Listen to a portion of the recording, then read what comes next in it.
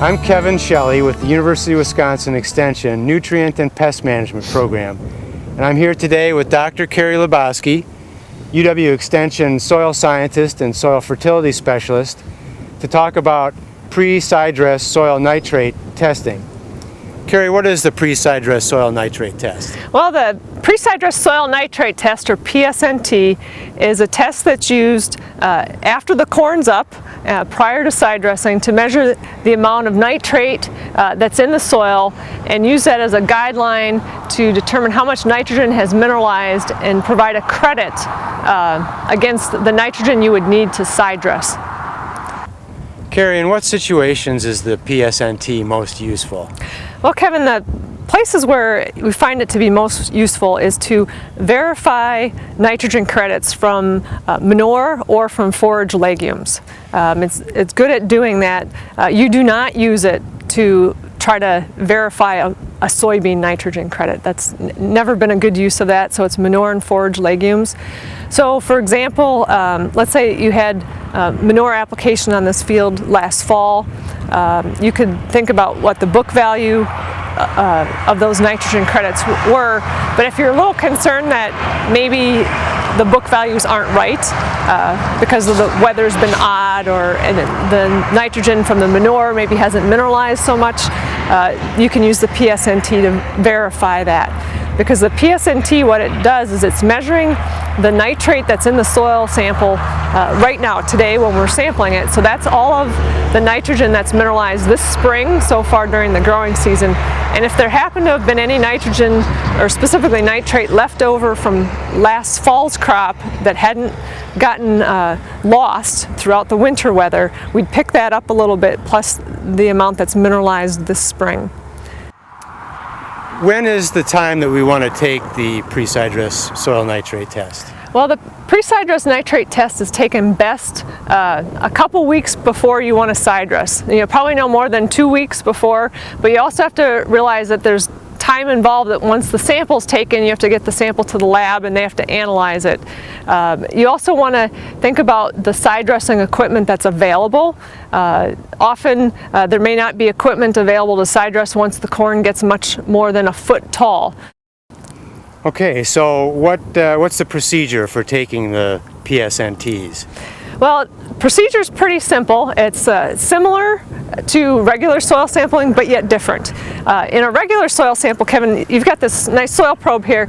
Our regular routine sampling, we only have a 6-inch sample, so that's about this much. You'd put the probe into the ground. Whereas with the PSNT, we sampled at 12 inches, so it's a deeper sample, and on this probe, that's filling up almost this entire core to about here.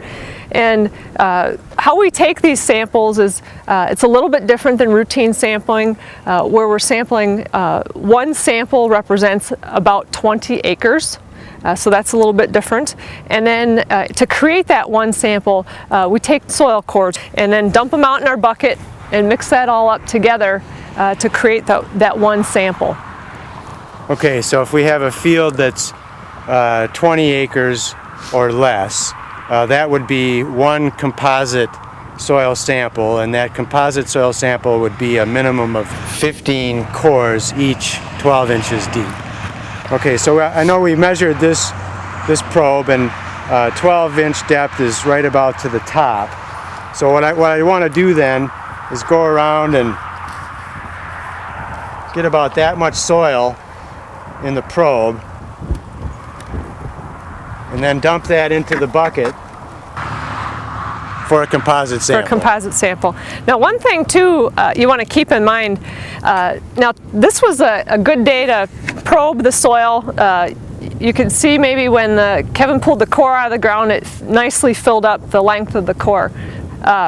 What sometimes happens, if the ground's a little bit fluffy yet still when you're sampling, you may push the probe into the ground a foot, but when you start pulling it out, the soil isn't that deep, it's compressed a little bit.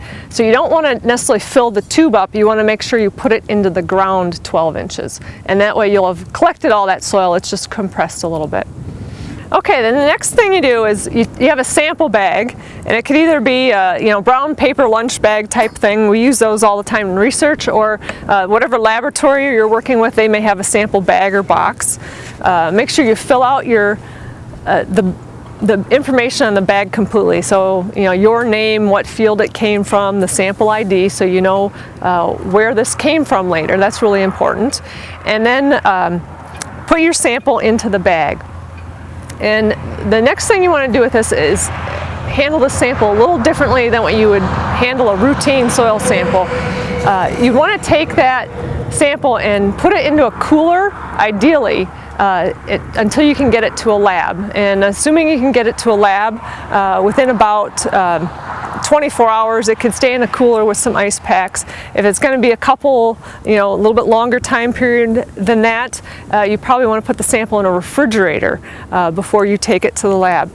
The reason to keep these samples cool is that the soil microorganisms that are active in the soil and convert ammonium to nitrate, and what we're measuring is nitrate, are still active even though you've taken the core out of the ground. So if that sample stays warm, those bacteria in the soil keep working and they'll keep producing nitrate. And if the sample stays artificially warm, like it sits in the back of your truck for a day or two, you'll get a very artificially high value on the nitrate, which will give you an incorrect interpretation.